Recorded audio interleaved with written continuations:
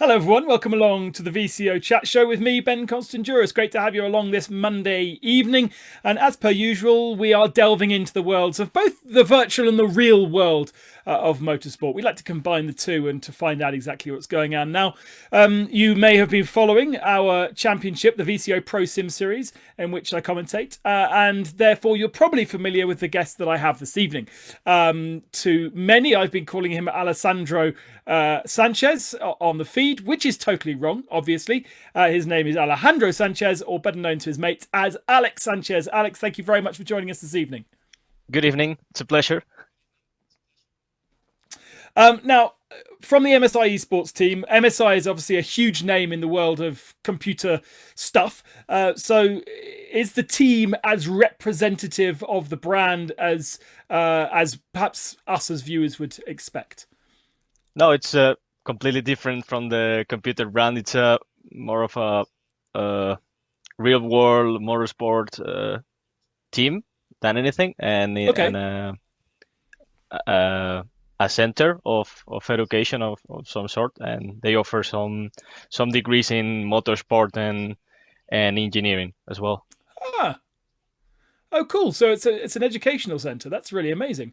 Does that mean you're part of that as well?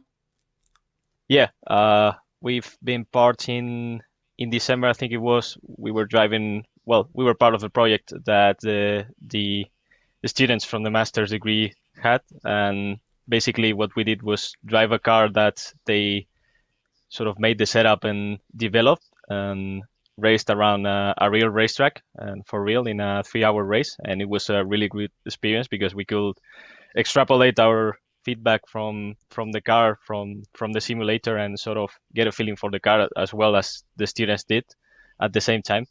So it was a really good experience. Yeah. So all members of the MSI Esports team are also part of the college. No, it was just Mark, Salvan, and me. We were driving this car in particular, which was developed by the students of the master's degree. Well, developed, I mean, set up Amazing. and sort of, yeah. Right, so let's get into your kind of career in sim racing then. When did you first kind of learn or understand possible to compete online against other people? I think it all started around 6 or 7 years ago. Can't remember clearly about a G27, and I started racing in Gran Turismo, but it was more of a game than Okay. anything. It wasn't as serious as it is now. But after that, around 4 or 5 years ago, I started moving to PC and started driving in a Zero Corsa, and then moved to iRacing around 4 years ago and started to take it more seriously and until the point where we are today. Yeah, but the serious stuff started in around 3 years ago, more or less. The real competition, I think so. so to say. Your first kind of PC experience was on Assetto Corsa. Why was that your entry point, and why did you then move across to iRacing? It was because our factor was too old. It was already in the later stages. I mean, our factor one, and I joined Zero Corsa. I bought the Zero Corsa in early access before it sort of launched, and I saw it as a more accessible opportunity than our factor at the time, and I didn't really know about iRacing at the time, which is even more accessible. So yeah, it was more of a Yeah. which is the most realistic and accessible that has the most people in it. So for you, is it very important to be competing and driving something as real to real life as possible? Yeah, I mean it's one of the key points for me to feel like I'm driving a real car. Uh, Lately, with all the software and all the peripherals and a lot of that gets really close. But back then, I wanted to have as realistic as I could because I wanted to race for real and I wanted the time that I spent in the sim to be useful for real life. So that's why I chose the more realistic option. And did you have you come from karting or any kind of real life experience before? I've done some karting, but nothing major or international or anything like that. But yes, I've done some karting. Yeah, so you knew how it should feel, and therefore you were able to then make a judgment yourself as to how various cars and platforms felt when you were racing them online. Yeah, exactly. I mean, a kart is not the same as a, I don't know, a GT3 car, for example, but Sure. things when things feel natural, you can definitely tell, even if you haven't driven that car in real life. So yeah, but definitely the experience helped in deciding. So today, is it all about iRacing, and you don't dip your hands into any other platforms at all? Yeah, I only do iRacing. I'm mainly focused in the World Championships and the special events. I've done some R Factor 2 in the past for the Spanish Championship, but that was around 2 years ago. Didn't really like how the cars drove, so yeah, sort of decided to focus myself more on iRacing. But I like to take short breaks when there are no competitions to drive on, I don't know, their rally and get back to Assetto Corsa once in a while as well. Did you say Dirt Rally? Yeah, That's great. It's the first time I think I've ever spoken to somebody on who loves iRacing and then dips into dirt. Do you find dirt something that's relatively realistic? I don't know if it's realistic. I don't think it's the most realistic option available, but it's definitely fun. And yeah, I have a blast every time I drive there, so I like to do some rallies once in a while. Yeah. Cool. That's really cool. So, your motors obviously you're a motorsport fan generally. Where do you think that kind of bug for motorsport, that passion for motorsport, came from originally? I think it all started when I was around 3 years old, when my uncle took me to I think it was a Lamborghini, Ferrari, and exotic car workshop, and saw I think it was an Ferrari F355, and yeah, that's when it all started. I sat in it, and I think I fell in love with cars ever since then. And so, what do you mainly follow these days? Are you a fan of all different types of motorsport? Yeah, when I have free time, which is not a lot of a lot of occasions. I usually follow F1, and yeah, I try to follow those special events such as 24 hours of Le Mans and 24 hours of Spa as well. But I don't religiously follow them. But yeah, I definitely enjoy Yeah. watching them for sure.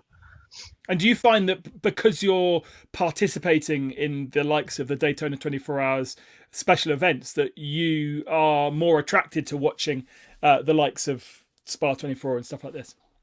Yeah, for sure, because you get since you have done the same race, albeit virtually, but you know more or less how things go. It's more of an engaging experience than if you were a completely, I don't know how to say this, but outside of that. So since you are Yeah. more Yeah. engaged, you have more reasons to watch it, and yeah, you feel better while watching it, more fun.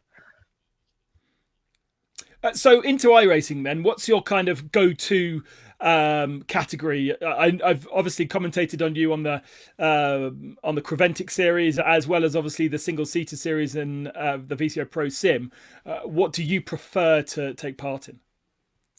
I really like Team Top cars. I prefer GT cars over Formula cars because I have more experience in them. But usually, Mm, I really enjoy driving the Porsche and GT3 with MSI on the Creventic series as well.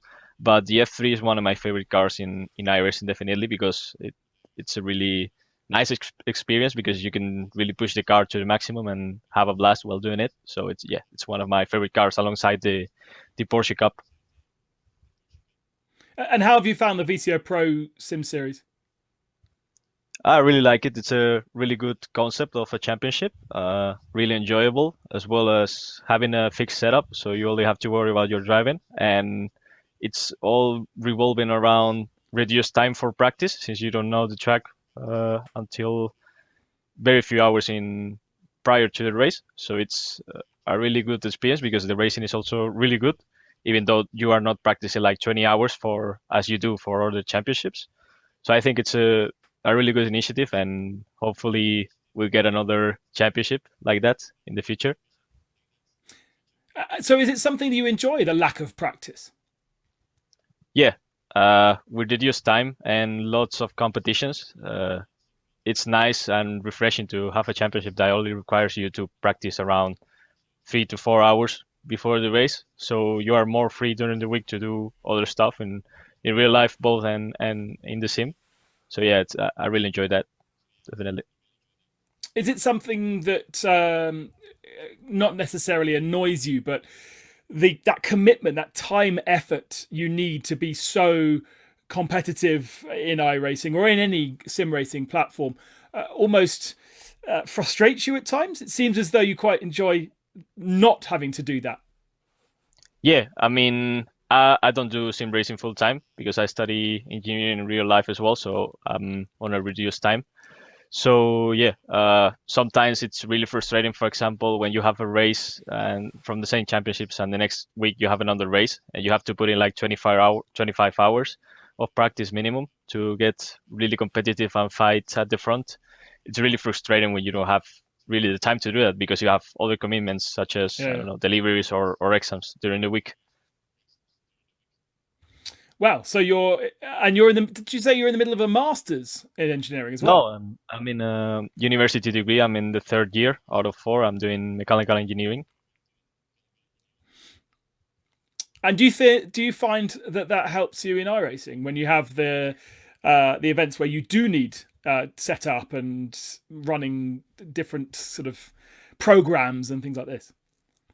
I think it's the other way around. I think iRacing has helped me more in Okay. university than university has helped me more in iRacing because in university so far I haven't seen that much about vehicular dynamics, only this year in one class. But yeah, I think it helps you with the sort of mindset that you need to have a constant work schedule and sort of drive, in this case, every day.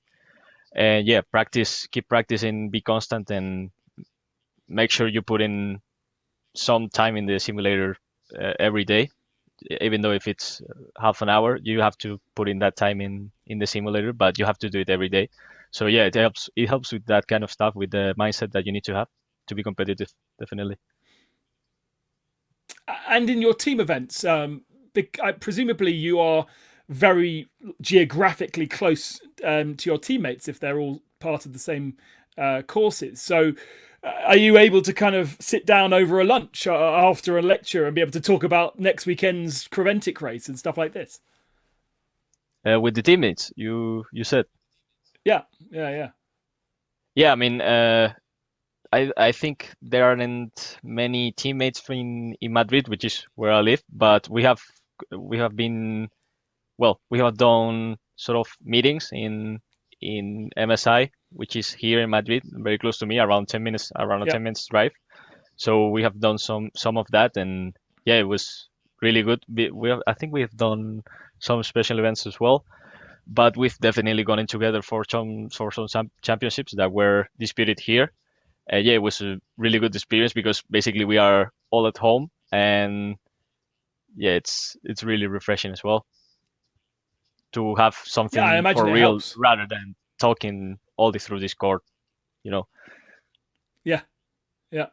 Too often we're stuck just using Discord and various platforms to chat to our friends, and I truly believe that there is a help in having the human element to be able to actually look into each other's eyes, and I hope we go back to our events where we can actually see our competitors very shortly. Um, Talk a little bit about then your kind of main achievements in iRacing so far. Where would you sort of say that you're most proud of your successes? I think that will be last year's PESC, where I went third overall in the championship, and I won, I think it was two sprint races and one feature race, and had some podiums as well. I think that was the best achievement so far. Also, having won the Michelin, how was the championship? Michelin Driver Championship in 2019, which was only for Spanish drivers. And yeah, that gave me the chance to drive a McLaren GT4, Formula 3, and a Honda Type R in a real racetrack. And that was the first time I've Wow. driven any kind of real race car in a real racetrack. And that was one of the best experiences in my life for sure, and one of the best moments. Yeah, definitely.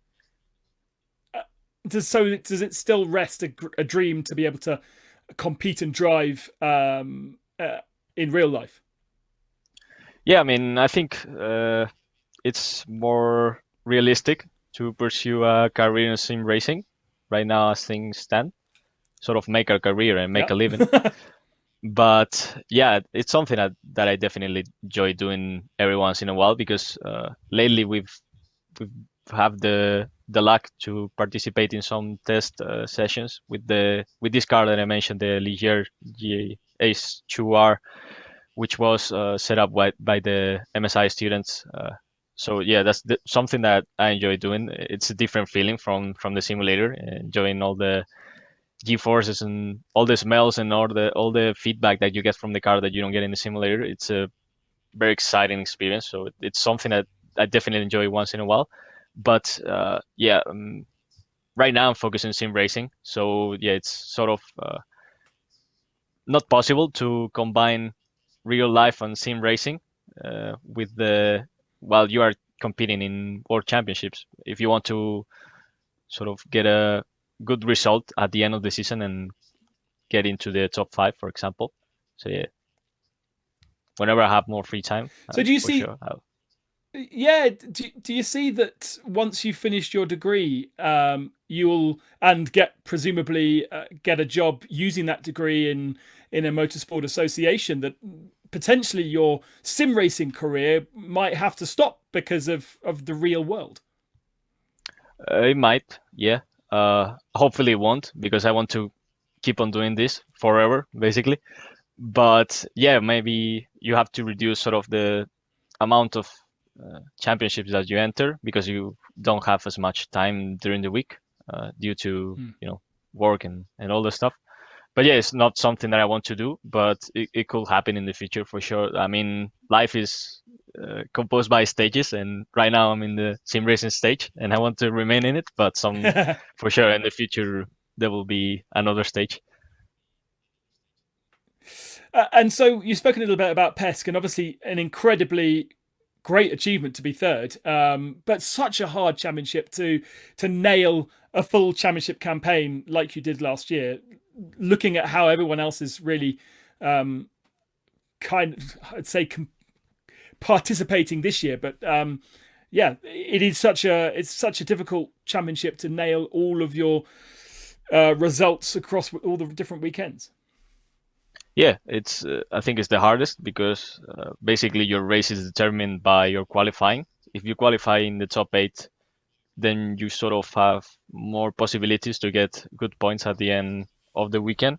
But even then, you might get involved in some incidents that are not necessarily your fault, or they are, but you will get involved in some because at this level, there is such equality between the drivers that there is a lot of feeling of I deserve this position, and there are a lot of fights, and sometimes those fights go bad, and you end up out of the race.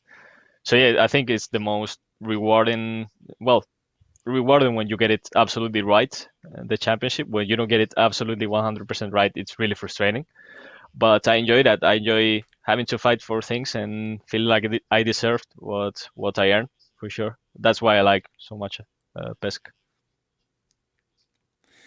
But it's very much a sprint race, and every move matters and is crucial to your result in a way that endurance racing is a little bit different.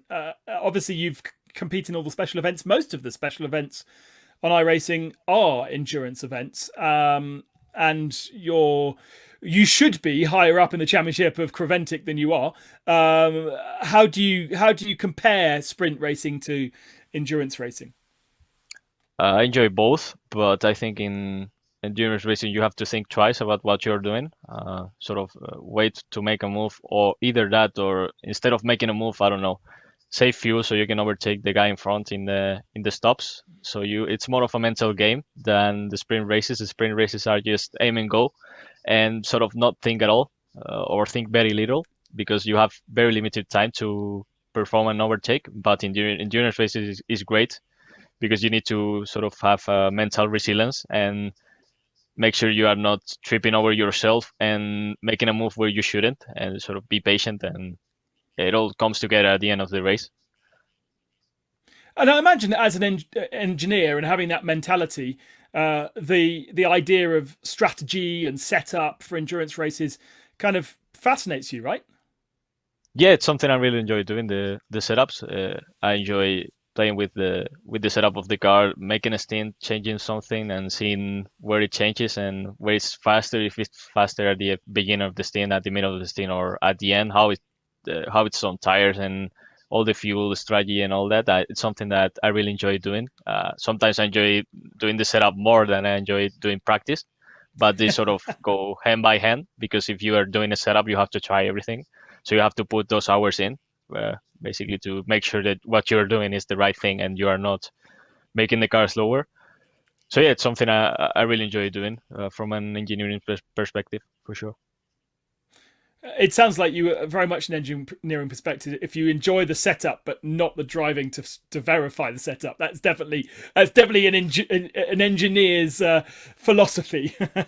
No, but I enjoy both, but sometimes depends on the car really. But I enjoy sort of feeling and seeing what I'm doing to the car actually works in a way.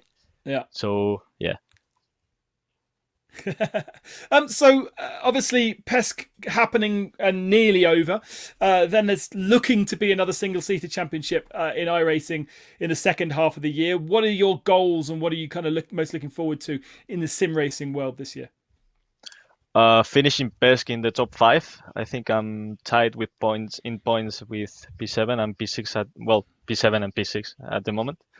And yeah, I will definitely give a shot to the new championship that is coming up this year with the Dallara.